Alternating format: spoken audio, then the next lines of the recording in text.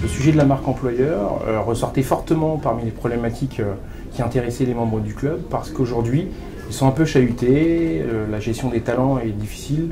Donc voilà, aujourd'hui, on a réuni un certain nombre d'intervenants qui avaient des choses à dire sur le sujet.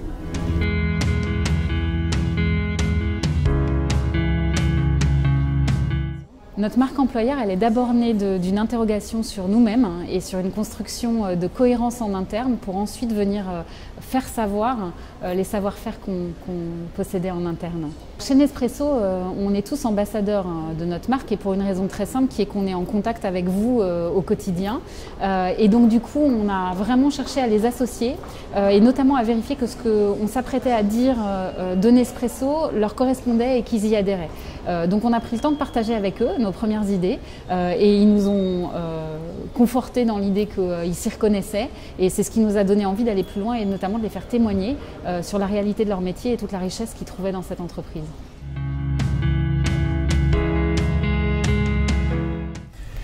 Je pense que la marque employeur est dépendante de la relation que le candidat va avoir avec l'entreprise.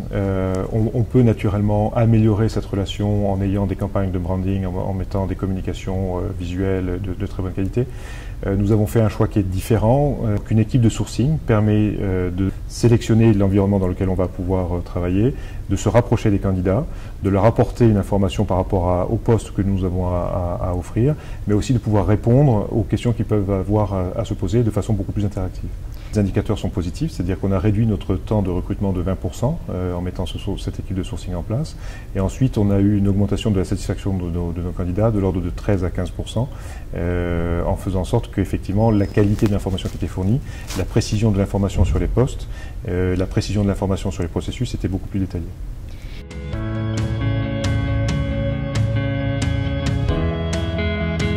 Quand nous avons lancé la campagne Super-Héros, ça nous a permis de nous démarquer parce qu'on est passé d'une communication sur les métiers techniques à une communication, encore une fois, un peu décalée, mais sur les personnes. Donc les gens s'est posé la question, mais pourquoi SPI communique sur les super-héros? Et pourquoi encore aujourd'hui l'évolution SPI communique sur ces personnes? Donc ça a amené les gens à s'interroger. Et donc des gens qui connaissent SPI pour la compétence technique sont venus nous voir et bien visiter notre site internet, les réseaux sociaux, pour comprendre quel est cet esprit professionnel différent que nous affichons. Les résultats, c'est une notoriété accrue, pas une explosion des candidatures par rapport auparavant. Ça, il faut être honnête. Et ce qui nous intéresse, c'est de nous démarquer par les personnes.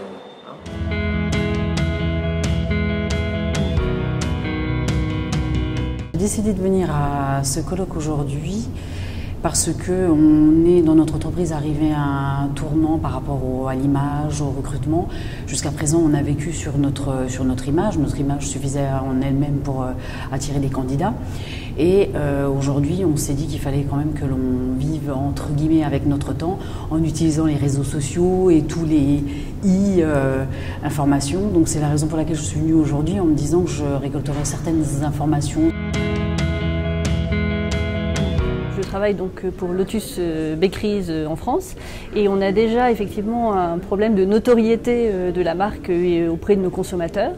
Et travaillant pour les ressources humaines France, effectivement on recrute aussi des collaborateurs et on est au balbutiement sur ce sujet-là. Voilà, donc j'étais vraiment intéressée de voir quelles étaient les pratiques en l'occurrence. J'ai trouvé que, en tout cas, l'ensemble des interventions étaient très intéressantes. J'ai vraiment retenu que la marque employeur ne peut pas se faire, en tout cas avant la notoriété de la marque en tant que telle. Ça m'incite en tout cas à travailler plus fortement avec l'équipe marketing aussi sur le sujet.